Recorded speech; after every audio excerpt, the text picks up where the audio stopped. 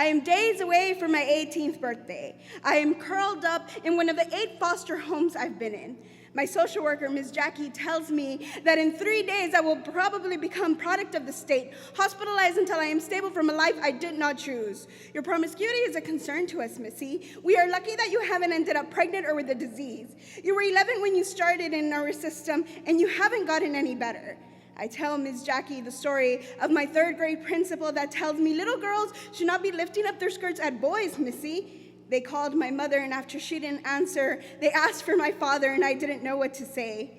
He left when I was born, claiming I was just a one-night thing. I know this now because I sat through court hearings as he repeated it over and over again, as if I was a fly in the wall and I did not care. My mother married shortly after, the cook we would call him. He enjoyed barbecuing and licking his lips as he watched my mother. He became the closest thing I knew to a father.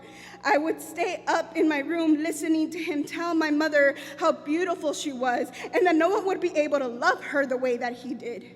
Shooting her up with one too many shots of heroin, having her in front of me, not caring that I could see it all, and then when he was done with her, he would ask me to keep him company, brushing my hair like my mother never would, hugging me like my real father never would. He says, "I love you," and how could I deny something that I wanted to feel so badly?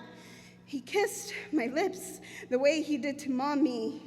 He touched my legs the way he did to Mommy. He went up my thighs, touched my breasts, licked my neck, and it tickled, but I let him go through with it after all. This is the way he showed Mommy he loved her too.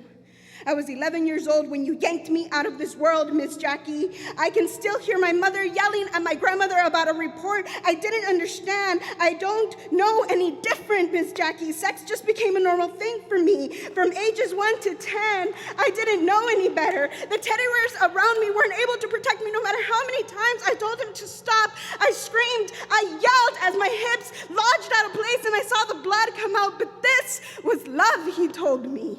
I'm sorry, I didn't mean to run off to the corners with the other boys and girls to play Dr. Miss Jackie. I just wanted to feel love again. This is the only type of love I know 18 years later, and I feel like if I'm still behind bars in a crib being put off to the side, not to bother the others no matter how hard I cried, I am still waiting for my mother to save me. I am not a normal child before this, Miss Jackie. I was never scared of what was under my bed. How could I when it became my favorite hiding place? My monster never lived in my closet. It was sitting next to my mother in the living room. So perform an exorcism on me, Miss Jackie. I no longer want to be this demon that needs sex for love, but how do you make your past go away? Please, Miss Jackie, please, just release me.